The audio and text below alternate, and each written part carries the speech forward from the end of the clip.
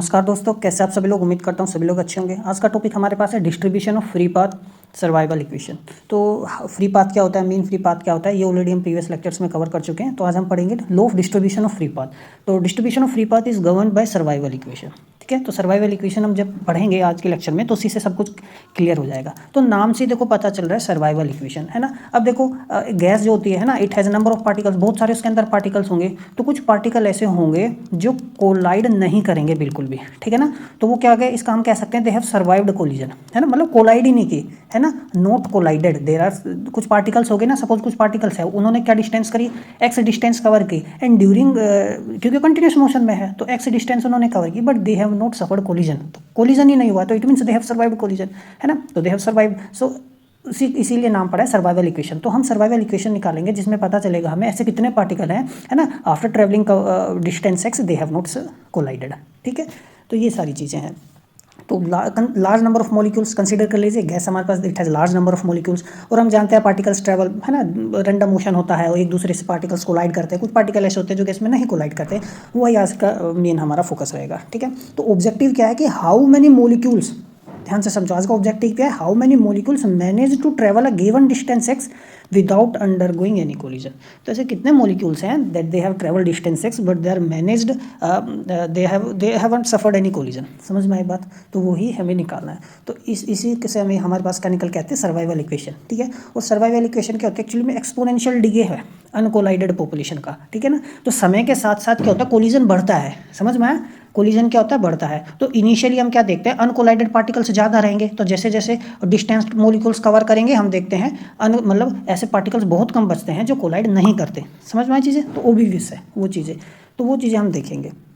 तो exponential decay होता है सर्वाइवल इक्वेशन में। भाई इनिशियली हम देखते हैं कि बहुत सारे पार्टिकल हैं जिनका कोलिजन नहीं हुआ है ना, तो एक्स डिस्टेंस उन्होंने ट्रैवल की, लेकिन जैसे वो फर्दर डिस्टेंस ट्रैवल करते हैं, है ना, वो और ज़्यादा रैंडम मोशन इधर उधर करते हैं तो कोलिजन होने लगता है। तो जिन्होंने कोलिजन नहीं किया वो मॉलिक्यूल्स तो घट रहे हैं ना। समझ में। अब मान लीजिए गैस में क्या है, पहले 10 पार्टिकल थे, है ना, पहले 7 ने कोलिजन किया, ठीक है, फिर पहले 3 मॉलिक्यूल्स का कोलिजन हुआ, फिर ऐसे 5 मॉलिक्यूल्स इनका हो गए जैसा कोलिजन हुआ, फिर ऐसे 7 मॉलिक्यूल्स हो गए। अब देखो, अब 7 मॉलिक्यूल्स कोलाइड कर चुके, तो सर्वाइव्ड कितने करे, बस 3 ही तो करे, तो डिक्रीज होने लगता है। समझ में आई बात। तो वही हम चीज़ें आज पढ़ेंगे। ठीक है, तो आज का हमारे लेक्चर में हम सर्वाइवल इक्वेशन के बारे में पढ़ेंगे। ठीक है, तो लेट अस डेराइव इट। तो मान लो नंबर डेंसिटी क्या है, गैस की n है, तो नंबर डेंसिटी कहने का मतलब हो गया नंबर ऑफ पार्टिकल्स पर यूनिट वॉल्यूम, है ना। समझ में। और गैस में कितने total number of molecules assume कर लेते हैं, n नोड। अब इसको हम ऐसे समझते हैं, अब देखो जैसे कुछ पार्टिकल्स है, ठीक है, यहाँ पर suppose x is equal to 0 है ना, तो गैस के अंदर कितने पार्टिकल्स हो गए, n नोड पार्टिकल्स गैस के अंदर, total particles n node particle हो गए। ठीक है ना, उन्होंने कुछ डिस्टेंस कवर नहीं किया इसको समझने के लिए।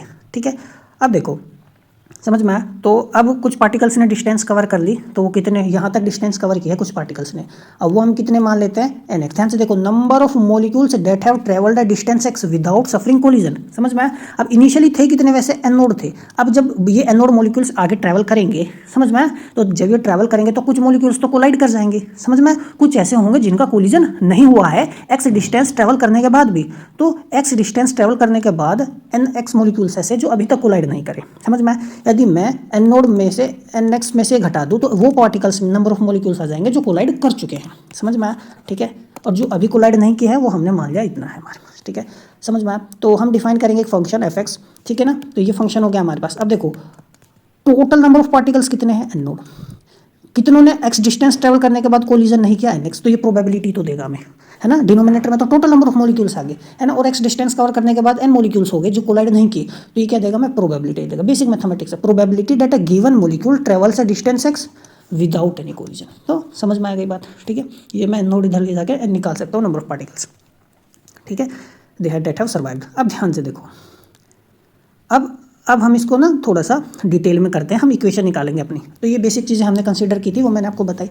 अब देखो, if a molecule has a collision cross section sigma, हम जानते हैं भाई, अब मैंने आपको कोलिजन क्रॉस सेक्शन भी पढ़ाते हैं। मॉलिक्यूल हो गया मेरे पास, तो इसका टोटल डायमीटर डी हो गया, तो सेंटर से एक डी डिस्टेंस की मैंने लाइन आप रीजन लो, ठीक है, तो ये मेरे पास कोलिजन क्रॉस सेक्शन आता है। तो इस रीजन में यदि कोई मॉलिक्यूल आएगा तो वो क्या कर जाएगा, कोलाइड कर जाएगा। ठीक है, समझ में आई बात। तो ये काफ़ी डिटेल में हमने डिस्कस किया था। तो ये मेरे पास क्या होता है, पाई डी स्क्वायर। ठीक है, यानी दो मॉलिक्यूल के सेंटर टू सेंटर के बीच में यदि डिस्टेंस डी है ना, समझ में आया, और या लेस देन डी है तो वो कोलाइड करेंगे, अन्यथा कोलाइड नहीं करेंगे। तो यदि कोई मॉलिक्यूल है ना, उसका cross section collision cross section sigma है और वो क्या कितनी डिस्टेंस ट्रेवल करता है, dx डिस्टेंस ट्रेवल करता है। अब मान लो ये मॉलिक्यूल फर्दर डिस्टेंस ट्रेवल कर रहा है ना, तो ये यहाँ पहुँच गया, तो यहाँ से ये यहाँ पहुँचा, तो कितनी मान लो dx डिस्टेंस ट्रेवल की है ना, स्मॉल, ठीक है। तो it sweeps out a collision volume equal to sigma dx, तो कोलिजन वॉल्यूम स्वेप्ट करेगा ये अपने आसपास, समझ में आया ना, ठीक है। तो कोलिज होगी ना इसके पास, इसके अभी तो 3D में हम इसको इमेजिन करेंगे, समझ में आया। तो एक वॉल्यूम इसके आसपास होगी जिसको हम कोलिजन वॉल्यूम बोलेंगे। उस रीजन में जो भी पार्टिकल्स आ गए तो उससे क्या करेगा वो कोलिजन होगा, ठीक है। तो यदि मैं वॉल्यूम सिलेंड्रिकल शेप बनेगा, तो यदि मैं वॉल्यूम निकालूँ यदि यहाँ से, तो मैं क्या होगा, अब देखो हम जानते हैं एन क्या होता है, एन क्या होता है, नंबर ऑफ पार्टिकल्स, है ना, नंबर डेंसिटी है, और ये अपॉन में क्या होता है, वॉल्यूम होता है। तो इस ये जो टारगेट मॉलिक्यूल हमारे पास है ना, समझ में आया। तो ये यदि आगे ट्रैवल कर रहा है तो इसके अंदर कितने सारे ऐसे जितने भी मॉलिक्यूल्स इसके आसपास होंगे तो सभी से कोलाइड कर लेगा। मान लो 10 मॉलिक्यूल इसको मिले, इस मॉलिक्यूल को ना 10 मॉलिक्यूल इस वॉल्यूम के अंदर मिले और ये 10 से टकरा जाएगा, तो नंबर ऑफ कोलिजन कितने हो गए, 10 हो गए, सीधी सी बात है, ठीक है। तो मान लो नंबर ऑफ टारगेट मॉलिक्यूल्स यदि मैं निकालूँ तो देखो एन, नंबर ऑफ वॉल्यूम को मैं इधर लेके चले जाऊंगा तो नंबर ऑफ पार्टिकल्स से नंबर ऑफ मॉलिक्यूल्स मुझे पता चल जाएंगे, ठीक है। और वॉल्यूम मैं कैसे निकालूंगा, एरिया कितना हो गया सिग्मा, है ना, और ये डिस्टेंस कितनी होगी dx, तो एरिया इंटू dx कर दिया तो वॉल्यूम आ गया मेरे पास, समझ में आया। तो मेरे पास नंबर ऑफ पार्टिकल्स आ गए, एक तरीके से सिलेंड्रिकल शेप की मैंने वॉल्यूम निकाली, ये तो एरिया हो गया है ना, और ये डिस्टेंस होगी, ठीक है, पाई आर स्क्वायर एच कह सकते हैं इसको, समझ में आया। तो number of target molecules present in this small volume कितना है, एन सिग्मा dx है, ठीक है। अब जितने मॉलिक्यूल, समझ में आई बात, तो इतने मॉलिक्यूल्स हैं तो 10 मॉलिक्यूल्स होंगे तो 10 से ये क्या होगा, कोलाइड करेगा। तो जो probability that a molecule collides in this distance, तो वो भी इसी के प्रोपोर्शनल में होगी, समझ में आया। तो यदि मेरे पास जो प्रोबेबिलिटी होगी कोलिजन करने की, है ना, तो मैंने कोलिजन की तो निकाली, वो मेरे पास होगी एन सिग्मा dx, ठीक है, समझ में आई बात, कोई डाउट है। अब मैं इसको इंटीग्रेट कर दूंगा तो मुझे टोटल क्या मिल जाएगी, प्रोबेबिलिटी मिल जाएगी। It follows immediately that probability of not colliding, यानी कोलाइड नहीं किया, यानी वो सर्वाइव कर गया, dx डिस्टेंस सर्वाइव कर गया, समझ में आई बात। आफ्टर ट्रेवलिंग, अब ये है ना, मान लो पार्टिकल था x डिस्टेंस तक वो ट्रेवल कोलाइड नहीं किया वो, है ना, तो आगे फर्दर वो ट्रेवल किया, तो ये फर्दर मान लो dx डिस्टेंस उसने ट्रेवल की जिसमें कोलिजन हो सकता है उसका साथ हो गया हो, ठीक है। और यदि कोलिजन नहीं हुआ तो सर्वाइव कर गया। तो देखो हम क्या करेंगे, सर्वाइवल की यदि मुझे प्रोबेबिलिटी निकालनी होगी तो मैं क्या करूँगा, 1 में से सब्ट्रैक्ट कर दूंगा, क्योंकि टोटल प्रोबेबिलिटी तो 1 होती है, तो सर्वाइव करने की प्रोबेबिलिटी ये आ गई, समझ में आई बात दीजिए, ठीक है।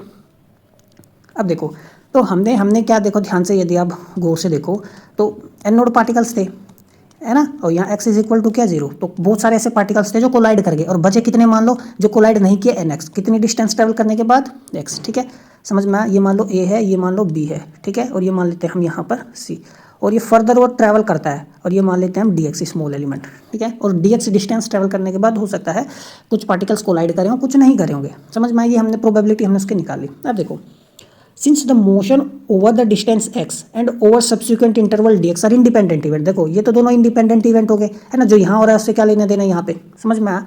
तो जो प्रोबेबिलिटी होगी of travelling the total distance, अब ये टोटल यहाँ से यहाँ जाने की मैं टोटल प्रोबेबिलिटी यदि निकालूँ, ठीक है, तो इनिशियली देखो हमने प्रोबेबिलिटी को कैसे डिफाइन किया था, है ना, fx, है ना, fx हमने कहा था कि भाई टोटल नंबर ऑफ पार्टिकल्स कितने हैं एन नोड, और x डिस्टेंस ट्रैवल करने के बाद वो कोलाइड नहीं करे, nx पार्टिकल थे, तो fx क्या था, probability that the particles have survived, यहाँ से यहाँ तक, समझ में आया, यही तो था। अब देखो मैं देखना चाहता हूँ ये पूरी डिस्टेंस ट्रैवल की और कोलाइड नहीं की, तो उसको मैं क्या लिखूंगा, fx प्लस के dx, ये वो प्रोबेबिलिटी है कि पार्टिकल x डिस्टेंस ट्रैवल करा, कोलाइड नहीं किया, और फर्दर जब dx डिस्टेंस ट्रैवल किया तब भी कोलाइड नहीं किया, सर्वाइव कर गया, तो क्या होगा, तो इंडिपेंडेंट इवेंट है, तो दोनों की प्रोबेबिलिटी क्या होगी, इन दोनों रीजन की मल्टीप्लाई मैं कर सकता हूँ, समझ में आया, ठीक है। तो यहाँ से जब x डिस्टेंस तक वो ट्रैवल किया तो कोई कोलिजन नहीं हुआ, सर्वाइव कर गया, उसकी प्रोबेबिलिटी fx है। और यहाँ जब वो dx फर्दर डिस्टेंस ट्रैवल की तब कोलाइड नहीं किया, उसकी प्रोबेबिलिटी है, हमने अभी भी निकाली है, तो क्या है 1 माइनस के n सिग्मा dx, ठीक है, तो प्रोडक्ट हो गया। तो ये बेसिक प्रोबेबिलिटी का रूल है ना।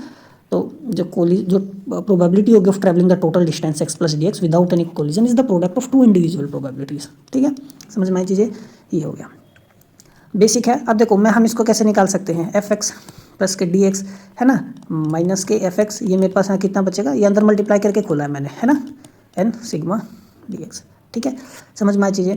अब हम इसको फर्दर यदि सोल्व करना हो, fx dx minus K fx, ठीक है, अपॉन में dx is equal to minus के n सिग्मा fx मेरे पास आ गया, ठीक है। तो हम क्या करेंगे भाई, डी डिवाइड दो डी एक्स से लिखा मैंने, है ना, तो लिमिट यदि डी एक्स टेंड्स टू 0 हो तो हम इसको क्या लिख सकते हैं, है ना, ये डी एफ ही तो है, चेंज इन फंक्शन एफ, समझ में आया, ठीक है, कोई डाउट है। और एफ को मैं फर्दर नीचे लेकर जा सकता हूँ, इसको माइनस के एन सिग्मा डी एक्स लिख सकता हूँ, ठीक है, काफ़ी सिंपल है, बेसिक मैथमेटिक्स है। अब दोनों साइड यदि मैं क्या कर दूँ, इंटीग्रेट कर दूँ, तो 1/f क्या अगर मेरे पास लोगरिथमिक एफ एक्स, ठीक है, माइनस के एन सिग्मा और डी एक्स प्लस के सी, तो इंटीग्रेट कर दिया मैंने दोनों साइड, तो सी कॉन्स्टेंट हो गया मेरे पास, समझ में आई चीज़ें, कॉन्स्टेंट ऑफ इंटीग्रेशन कॉन्स्टेंट हो गया। और इसको मैं कैसे लिख सकता हूँ, F x is equal to exponential function में जाएगा सिग्मा प्लस के सी, या इसको मैं फर्दर लिख सकता हूँ N sigma X E to the power, ठीक है, सी, समझ में आई चीज़ें। ये मेरे पास क्या है, तो पूरा ये कांस्टेंट हो गया, तो मैं इसको ए से लिख देता हूँ, समझ में आई बात।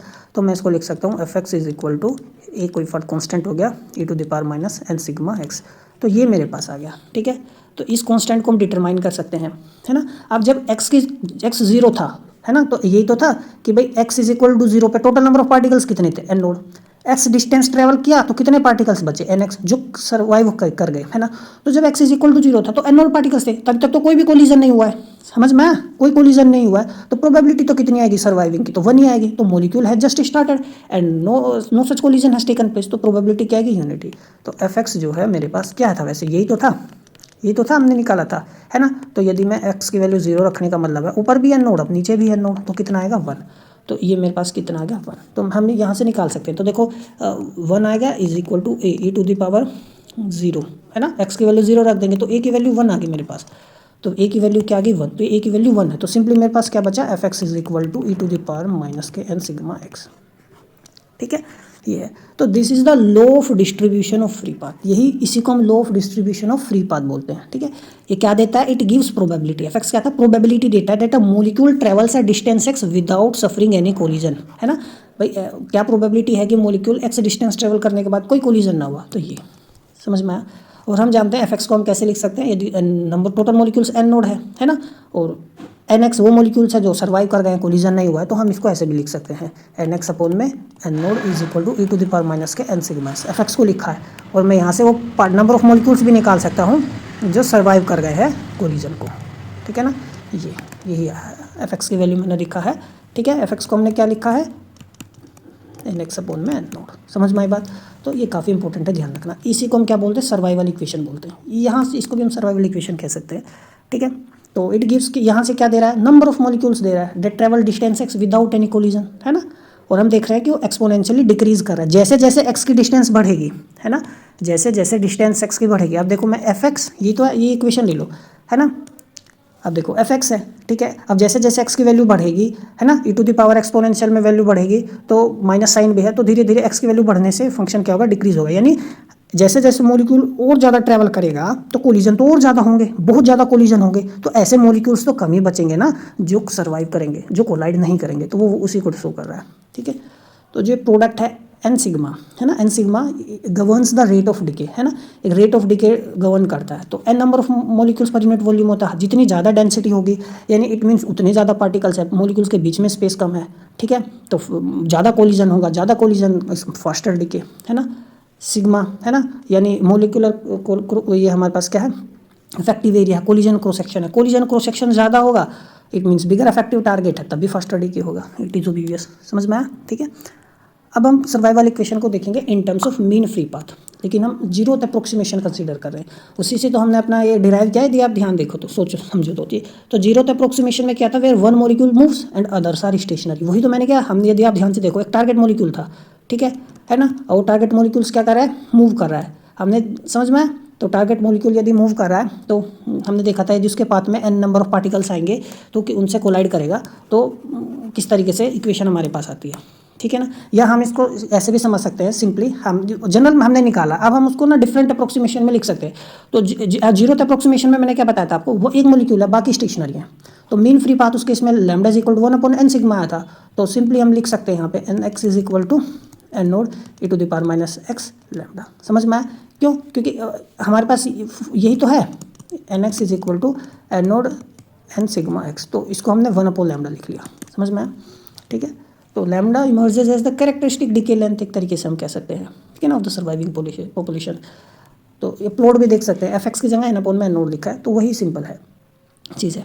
तो आप गौर से देखो, यदि distance x is equal to lambda है ना, तो x is equal to lambda जब रखेंगे तो nx is equal to N naught E to the power minus K 1 मेरे पास आएगा, है ना। तो जो फ्रैक्शन ऑफ मोलिक्यूल्स जो है डेट हैव नॉट कोलाइडेड वो कितना है, nx is 1 upon exponential to the E naught, ये है, यानी E to the power minus, यानी 36.8% ऐसे मॉलिक्यूल हैं जो अभी कोलाइड ही नहीं करे of the total molecule. Total molecule के 36.8% ऐसे हैं जो कोलाइड नहीं किए हैं। यदि वो मीन फ्री पाथ जो कितना डिस्टेंस ट्रेवल किया हो 1 मीन फ्री पाथ, यदि 2 mean free path distance travel की है तो ऐसे लगभग 13.5% मॉलिक्यूल्स हैं टोटल जो कोलाइड नहीं किए हैं, ठीक है। और फर्दर यदि कोई मॉलिक्यूल मतलब यदि मॉलिक्यूल्स जो है कितने डिस्टेंस ट्रेवल कर गए, ठीक है, 3 गुना मीन फ्री पाथ के, तो ऐसे सिर्फ 5% ही बचते हैं जो कोलाइड नहीं किए। तो मीन फ्री पाथ जो है is not merely the average distance between molecules, it is the length scale that governs the entire exponential distribution of free path, ठीक है, समझ में आए। तो this is nothing just the basics. अब देखो, अब हमने आप दिमाग में आएगा हम भाई हमने जीरो अप्रोक्सीमेशन क्यों लिया यहाँ पे, हमें तो लेना चाहिए था मैक्सवेल और फर्स्ट ऑर्डर अप्रोक्सीमेशन, और लैम्डा के लिए हमने मैक्सवेल फॉर्मूला लगाना चाहिए था, ठीक है। तो वो काफ़ी कॉम्प्लिकेटेड अप्रोच हो जाती है, ठीक है ना, मैथमेटिक्स के टर्म्स में यदि मैं बात करूँ तो उसको भी मैं अभी आपको बताऊँगा, ठीक है ना, जस्ट हैव सम पेशेंस। तो survival equation in terms of collision frequency, तो आप ध्यान से देखो, अब सपोज मॉलिक्यूल जो हमारे पास अंडर कंसिडरेशन है उसका एवरेज स्पीड कितना है, वही जीरो अप्रोक्सीमेशन की बात मैं कर रहा हूँ, और सारे मॉलिक्यूल्स क्या है रेस्ट में है, तो ठीक है। तो टी टाइम में मॉलिक्यूल कितना डिस्टेंस कवर कर रहा है, अब ये तो था एक टारगेट मॉलिक्यूल हो गया, ठीक है ना, इसके आसपास का इफेक्टिव एरिया हो गया, और ये कवर करता हुआ यहाँ पहुँच गया, है ना मॉलिक्यूल, तो इसने कितना डिस्टेंस ट्रैवल किया, एक्स डिस्टेंस ट्रैवल किया, एवरेज वेलोसिटी इसका कितना है, वी टी टाइम में डिस्टेंस इसने कवर किया, ठीक है।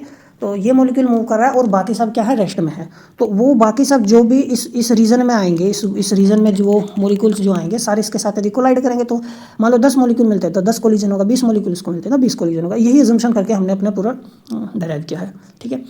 तो probability that molecule survives up to time T, तो वो क्या होगा, अब ध्यान से देखो हमने क्या निकाला था, हमारे पास क्या है प्रोबेबिलिटी यही तो आई थी, ठीक है, e to the power minus के n सिग्मा x, है ना, तो मैं p से लिख लो f से भी लिख सकते हो, मर्जी है। अब देखो, है ना, तो इट इज़ बेटर टू, ठीक है, p, अब देखो t टाइम में मैं देखना चाहता हूँ e to the power minus n sigma और x की v और t, ये लिख लिया मैंने, x की जगह क्या लिखा, एवरेज वेलोसिटी इनटू में टाइम, एवरेज स्पीड इनटू में टाइम, समझ में आया, ठीक है। अब देखो collision frequency is the average number of collision per unit time, तो जीरो अप्रोक्सीमेशन में जो कोलिजन फ्रीक्वेंसी होता है तो क्या था n सिग्मा vt, ठीक है, तो वो भी मैं लिख सकता हूँ, तो P T is equal to E to the power minus के पी सी टी, ठीक है। तो ये क्या कोलिजन फ्रीक्वेंसी, तो collision frequency is governing the probability, है ना, that the molecule survives after time T. इस इक्वेशन से यदि आप ध्यान से देखो, पी सी क्या है, P C is the collision frequency, है ना, समझ में, वही तो यहाँ पे गवर्न कर रही है, वही तो यहाँ पे गवर्न कर रही है कि टी टाइम में क्या प्रोबेबिलिटी है दैट द मॉलिक्यूल सर्वाइव्स, ठीक है ना, आफ्टर टाइम टी।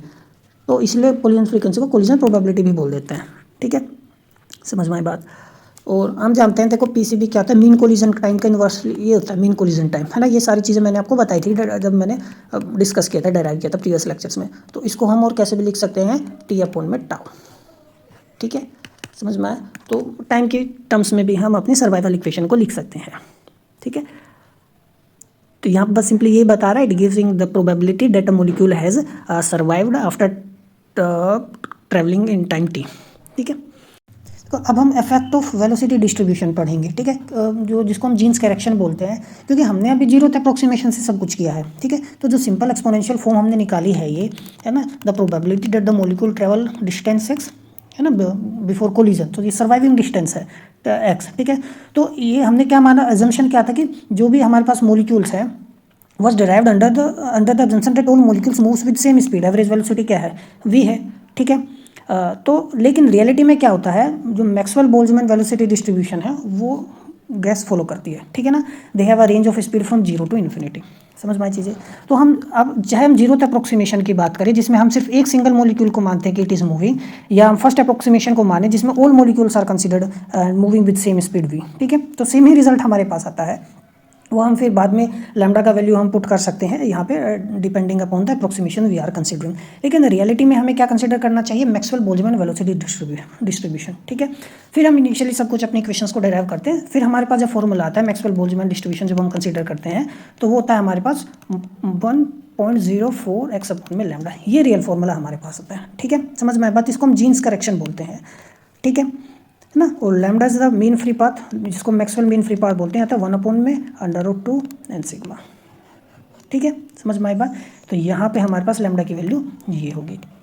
तो इसको हार्डली इस्तेमाल किया जाता है, बुक्स वगैरह में भी आप देखोगे काफ़ी में तो मेंशन भी नहीं है। ठीक है ना।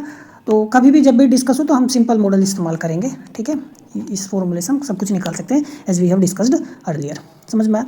तो जो फैक्टर ये 1.04 का है इंस्टेड ऑफ 1, आप देखो यदि ये है तो ये माइनस एक्स अपॉन में लैम्डा, और ये क्या है माइनस 1.04 एक्स अपॉन में लैम्डा, ये तो है, यहाँ 1 है, यहाँ 1.04 है। तो 1.0 का ही जो हमारे पास फैक्टर है स्मॉल है but it is significant correction. तो यूनिफॉर्म स्पीड जब हम कंसीडर करते हैं, सर्वाइवल प्रोबेबिलिटी हमारे पास ये आती है, डिके रेट 1 अपॉन लैम्डा हो गया। जीन्स करेक्शन की यदि हम बात करें मैक्सवेल डिस्ट्रीब्यूशन की तो -1.04, तो डिके रेट 1.04 लैम्डा, तो 4% फास्टर डिके है। ठीक है ना। तो यहाँ पर कितना है 1 है, यहाँ पर कितना 1.04, तो कितना इंक्रीमेंट हुआ है, इंक्रीमेंट यदि बात करूँ तो 0.04 का इंक्रीमेंट हुआ है। यदि मैं बात करूँ 4% का इंक्रीमेंट हुआ है नहीं, तो 4% डिके क्या हो गया, फास्टर हो गया। ठीक है, समझ में आई बात? That we considered Maxwell velocity distribution. ठीक है, तो ट्रू सर्वाइवल प्रोबेबिलिटी यदि बात करें तो ये at mean free length X is equal to lambda, तो हम ये X is equal to lambda consider करेंगे तो एन एक्स अपॉन में एन नोड हमारे पास कितना आएगा e⁻ -1.04, और ये कितना आता है अप्रोक्सीमेटली 0.53%। ठीक है, तो 35.3% है। ठीक है, यानी इतने % मॉलिक्यूल्स हैं they have survived without collision. ठीक है ना। और यदि हम नहीं कंसीडर करते हैं तो उस केस में 36.8% आता है, दो it is small but has a significant, but is significant. ठीक है, तो ये था हमारा आज का लेक्चर। मिलते हैं अगले लेक्चर में, तब तक पढ़ते रहिए। नमस्कार।